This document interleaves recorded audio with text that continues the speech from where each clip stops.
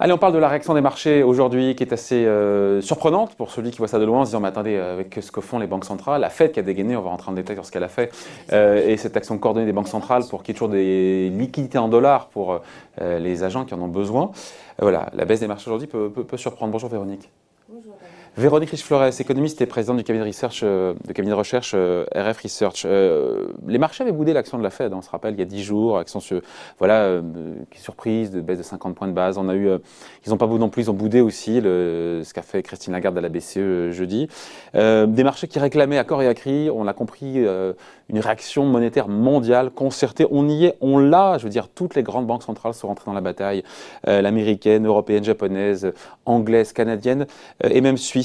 Évidemment, c'est que l'heure est grave, c'est à la hauteur des enjeux et les marchés n'applaudissent pas, bien au contraire. David, je pense qu'on a passé à peu près le même week-end. On a vu pendant 48 heures défiler les nouvelles, les zones de confinement qui se multiplient, une course contre la montre contre un virus dont on mesure finalement assez peu de choses, à écouter les spécialistes, et une économie mondiale qui est à l'arrêt. Alors la Chine redémarre peut-être un tout petit peu, mais enfin, n'oublions pas que le principal moteur de l'activité chinoise sont les exportations. Donc si l'activité dans le reste du monde est à l'arrêt, la Chine redémarrera très lentement. D'accord. L'épidémie est en train de frapper l'Europe de manière extrêmement violente. Elle commence à frapper le continent américain, nord-américain, sud-américain, avec des zones de confinement qui également commencent à se multiplier. Probablement que les États-Unis vont suivre. On peut prendre cela comme scénario central, me semble-t-il, la voie de ce qui a été fait en Chine et de ce qui est fait aujourd'hui en Europe, en France et un peu partout.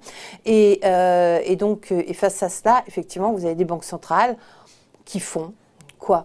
La banque centrale américaine, la plus active, essaye de colmater les brèches, d'aller à l'encontre des fissures qui se multiplient sur tous les marchés où la liquidité est nécessaire. Vous voyez que le marché des treasuries, donc des bons du trésor américain, n'est pas sans difficulté. Il y a des gaps, des trous de liquidité. Donc la Fed vient à la rescousse.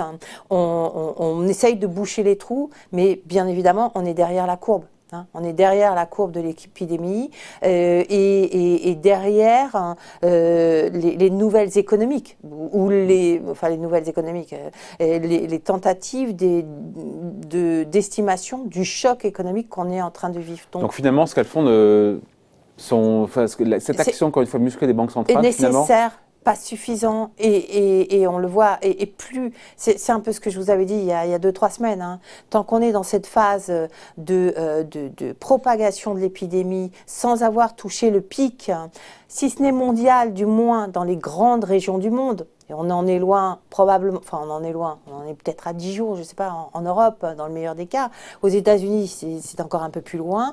Tant qu'on est dans cette phase-là, c'est extrêmement difficile de stopper l'hémorragie. Et vous avez, par ailleurs, me semble-t-il, il faut regarder ce qui se passe sur les marchés financiers dans une perspective plus longue. D'où vient-on? On vient de marchés extraordinairement onéreux et finalement, finalement, je vais le redire encore, autant que ce soit même si c'est choquant, on a corrigé quoi? On est à peine revenu sur les niveaux de 2017. On est revenu à... Oui, mais regardez les graphiques. Regardez le Dow Jones sur un Quand on dit 35-40% de baisse, c'est violent, mais en fait, on revient au niveau de 2017, c'est ça? 2017, voilà. Et je pense qu'aujourd'hui, les conditions peuvent décemment, nous laisser penser qu'on retournera vers les niveaux de 2015, c'est-à-dire avant l'arrivée de Donald Trump, où les marchés se payaient déjà relativement cher. 2015 sur le CAC 40, ça nous mène où? Parce qu'on est à 3700 là.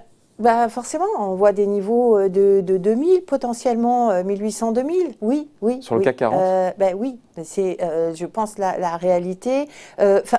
Ce sont les niveaux auxquels on est forcément conduit quand on regarde les choses avec un peu de recul et qu'on remet la perspective. Ça fait combien de temps qu'on dit les marchés montent grâce aux liquidités, grâce aux taux bas, etc. Mais l'activité en face n'est pas au rendez-vous. Et alors là, aujourd'hui, l'activité est encore moins au rendez-vous. Non seulement elle n'est pas au rendez-vous de manière immédiate et elle va nous fuir entre les mains, mais on ne sait pas de quoi les lendemains de cette crise seront faits. Et je pense qu'effectivement, on est tous conscients que les valorisations fondamentales de ces dernières années ont quand même beaucoup à voir avec ce monde global, etc.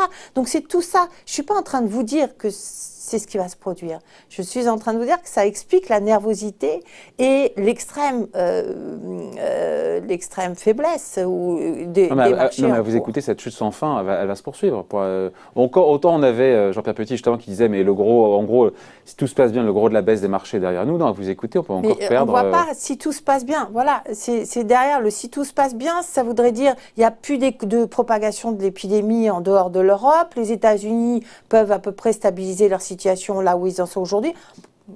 Pourquoi par quel miracle l'épidémie américaine n'ira pas là où elle est allée c'est pas pricé par les marchés, ça, aujourd'hui, le fait qu'il y aura du confinement a priori aussi aux États-Unis et que c'est qu'une question de jour?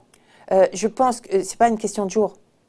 C'est une question probablement de mois. C'est-à-dire que là, on voit bien que le pic européen, dans le meilleur des cas, est touché dans 10-15 jours. Après, il faut revenir progressivement et puis remettre notre outil productif et nos travailleurs au travail. Ça prend déjà, on est plutôt probablement dans une question de 6 semaines, quelque chose comme ça. Si l'économie américaine suit derrière avec 2 semaines de décalage, vous voyez qu'on est à 8 semaines, c'est 2 mois.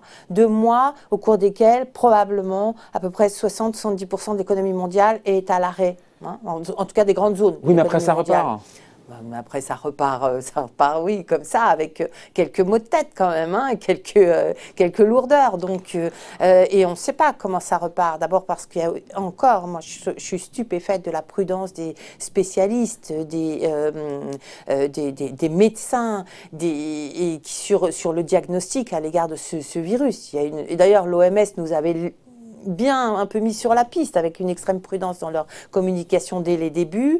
On voit qu'il y a beaucoup d'incertitudes, que les retombées sur le service public, le système médical, les retombées éventuellement sociales et politiques, parce que ce ne sera pas sans lendemain non plus, sont complètement imprévisibles et que le coup de massue que se prennent les consommateurs et les producteurs à travers le monde n'est pas sans conséquences. Ajoutons à cela, et c'est le facteur de propagation financière qui peut être particulièrement inquiétant, la situation des banques et de toutes les pans du marché. Je pense notamment au marché du crédit corporate qui sont en train de partir en vrille. Oui, mais les banques centrales nous disent on est là. Je veux dire, encore une fois, ce message rassurant qu'on attendait, on vient de l'avoir. On ne l'a pas eu. Madame Lagarde ne l'a pas donné. Non, les actions d'où ma colère de la semaine dernière.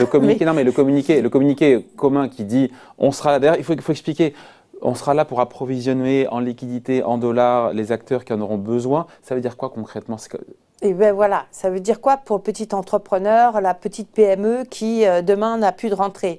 Alors bon, on a des mesures gouvernementales qui permettent effectivement des moratoires, de taxes, etc., de crédits, probablement que les banques vont être très présentes pour aider à passer ce cap-là. Mais derrière, effectivement, il nous faut absolument des éléments de reprise. Ces éléments seront donnés par des axes de politique économique, politique budgétaire, que nous n'avons pas.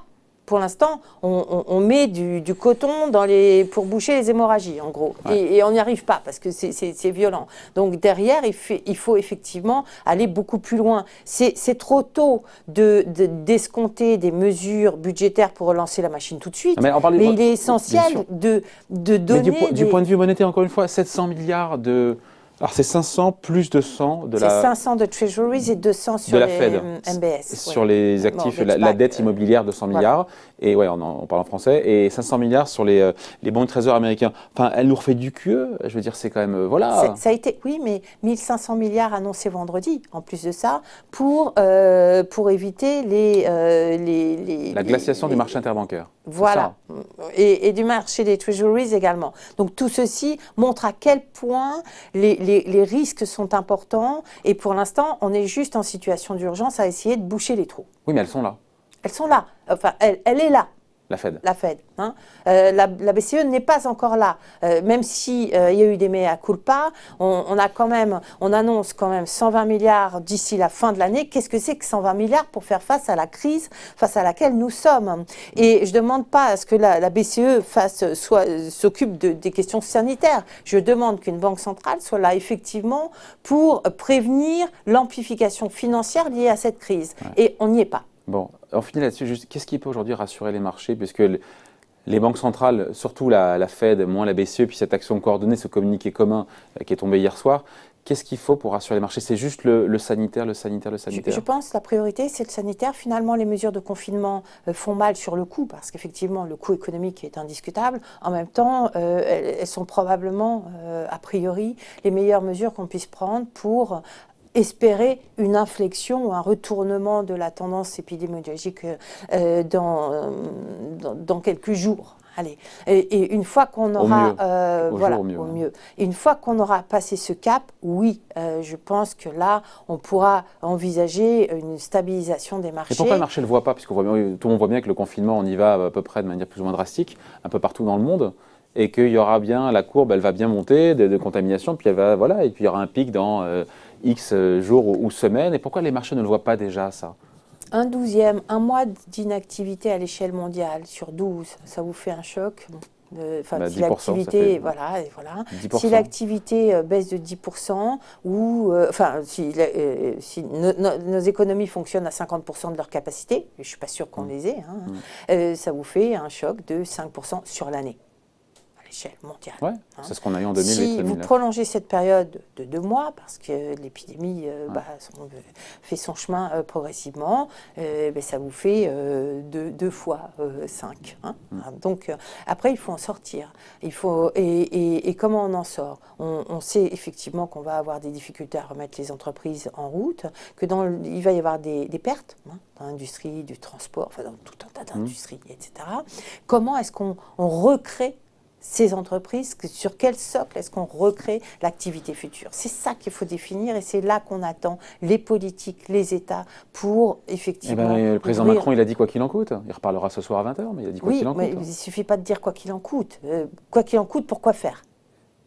Pourquoi faire? Pour l'instant, il y a toutes les mesures d'étalement, de charges, de cotisations, d'impôts, le chômage partiel pris en charge totalement par l'État. On fait face à l'urgence.